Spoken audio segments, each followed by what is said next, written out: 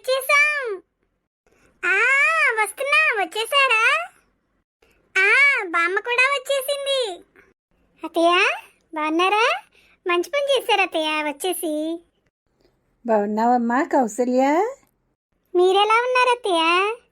నాకేమ్మా శుభ్రంగా ఉన్నాను. అమ్మా బామ్మని మాతో పాటు తీసుకొచ్చేసాం. ఇక బామ్మ మనతోనే ఉంటుంది అమ్మా.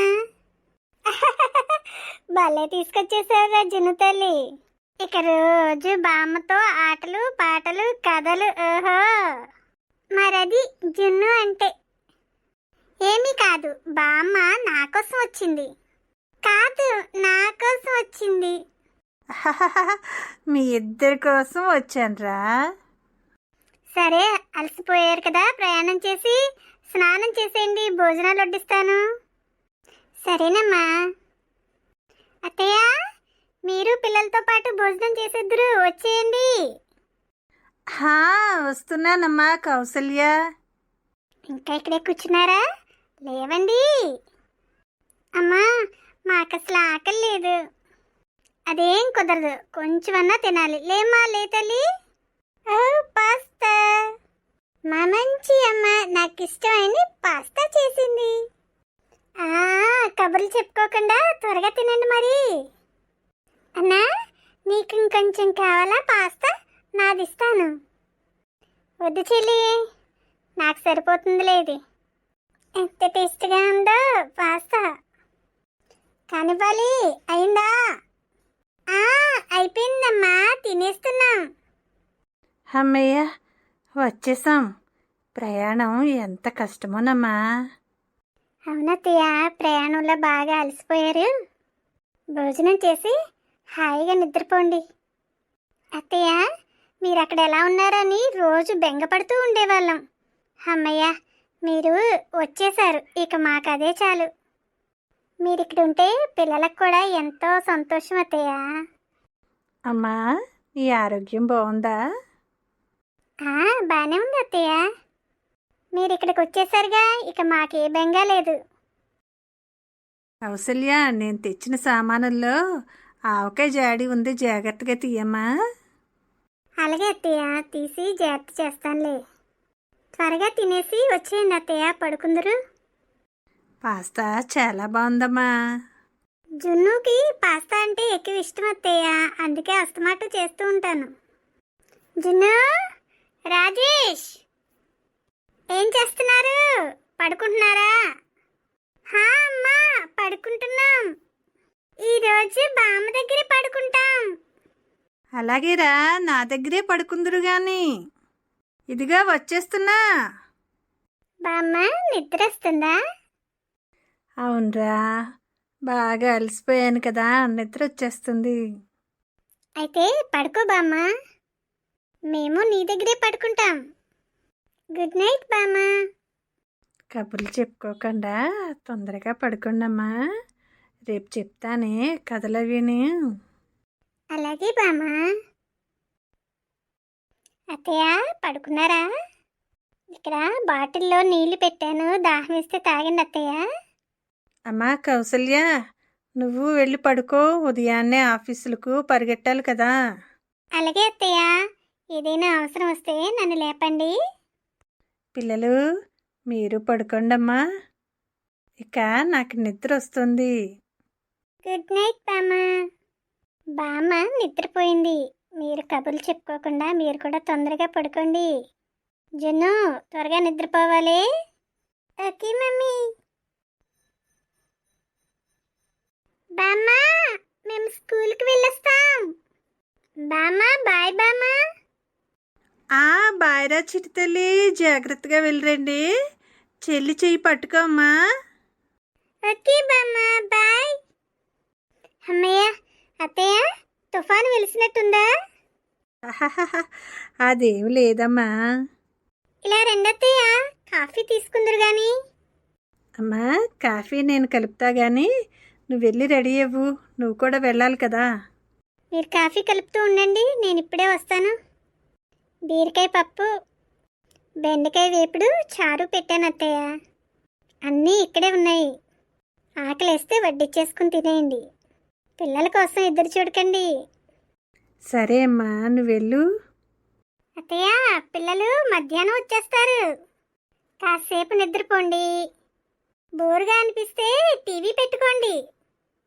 ఎదురింట్లో ఉన్న సుభద్రమ్మ గారికి చెప్తాను మీ దగ్గరికి వచ్చి కాసేపు కూర్చోమని. పర్వాలేదమ్మా, నీ పని చూసుకో. వెళ్ళొస్తాను అత్తయ్య, జాగ్రత్తగా ఉండండి. తలుపు వేసుకోండి. అమ్మా, త్వరగా వచ్చేయండి. వెళ్ళొస్తాను అత్తయ్య. మధ్యలో ఫోన్ చేయండి అత్తయ్య. పిచ్చి పిల్ల, అన్ని పనులు ఒక్క చేత్తో చక్క పెట్టుకుంది. బామ్మా, బామ్మా, మేము వచ్చేసాం. అయిపోయిందమ్మా అప్పుడే స్కూలు. హాఫ్ డేస్ బామ్మా, అందులోకి సమ్మర్ క్లాసులు కదా, త్వరగా వచ్చేస్తాం. రండమ్మా, రండి రండి, లోపలికి రండి. మరి ఏంటమ్మా ఈవేళ స్కూల్లో విశేషాలు? సమ్మర్ క్యాంప్ కదా బామ్మా, లెసన్స్ చెప్పరు, డ్రాయింగ్ వేపిస్తారు, ఇంకా పాటలు నేర్పిస్తారు, తెలుగు రైమ్స్ కూడా నేర్పిస్తారు బామ్మా. ఓహో, ఈరోజు మాకు రైతు దురాశ అనే గేయ కథ చెప్పారు బామ్మా. ఓహో, గే కదే. అమ్మో, మరి నాకు చెప్పమ్మా అది. బామ్మా, రైతు ఒకడు ఉండెను, బాతు ఒకటి పెంచెను, రైతు ఒకడు ఉండెను, బాతు ఒకటి పెంచెను. రైతే బాతును పెంచాడా? ఆ, రోజుకొక్క బంగారు గుడ్డు పెట్టుచుండెను, రోజుకొక్క బంగారు గుడ్డు పెట్టుచుండెను, దినదినము అమ్ముకొని కాలము గడుపుచుండెను, దినదినము అమ్ముకొని కాలం గడుపుచుండెను. ఓహో, రైతు బంగారు గుడ్డు అమ్ముకుని కాలం గడుపుతున్నాడా? అవును బామ్మా. అంత ఒక్క రోజున అధిక ఆశ కలిగెను. అయ్యో, ఆశ కలిగిందా? అధిక ఆశ చేతను బాతు కడుపు కోసెను. అయ్యయ్యో, బాతు కడుపు కోసేశాడా? ఒక్క గుడ్డు మాత్రమే బాతు నందు చూచెను, బాతు చచ్చిపోయెను, రైతు చింత చెందెను. ఒక్క గుడ్డు మాత్రమే బాతు నందు చూచెను, బాతు చచ్చిపోయెను, రైతు చింత చెందెను. అయ్యయ్యో, బాతు చచ్చిపోయిందా? రైతు దురాశ చేతను ఎంతో దిగులు చెందెను, రైతు దురాశ చేతను ఎంతో దిగులు చెందెను. దురాశ చేత ఎంత పని చేశాడే, బాతు కడుపు కోసేశాడా? బలల్లార వినుమా, బాలికలార వినుమా, దురాశ మనకు ఎప్పుడు దుఃఖమును కలిగించును.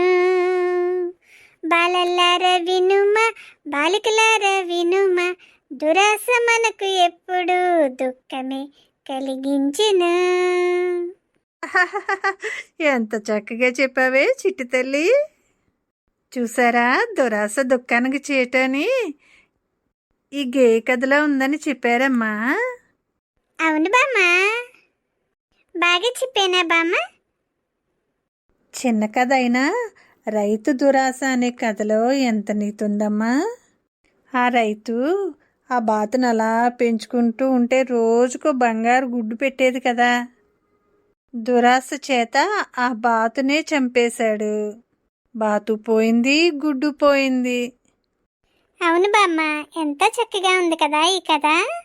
బామ్మ, సాయంత్రం మనం పార్కుకి వెళ్దామే. అలాగే బాబు. పార్కులో మాకు మంచి కథలు చెప్పాలి. అలాగేనమ్మా. బామ్మ, నువ్వు పార్కులో వాకింగ్ చేస్తావా? అక్కడ మా ఫ్రెండ్స్ వాళ్ళు బామ్మలు కూడా వస్తారు, వాళ్ళందరూ వాకింగ్ చేస్తారు. నువ్వు కూడా వాళ్ళతో పాటు వాకింగ్ చేస్తావా బామ్మ? చేస్తానురా, వాకింగ్ చేస్తాను. ఫ్రెండ్స్, మా ఈ స్టోరీ నచ్చితే తప్పక లైక్ చేయండి, షేర్ చేయండి. జై విహారీకి సబ్స్క్రైబ్ చేయండి. మరి అమ్మ ఉత్తరం మీకు నచ్చిందా? అమ్మ ఉత్తరంపై మీ అమూల్యమైన అభిప్రాయాలను మాకు తప్పక తెలియచేయండి. మనోరంజనిలో కార్యక్రమాలను చూస్తూ ఉండండి.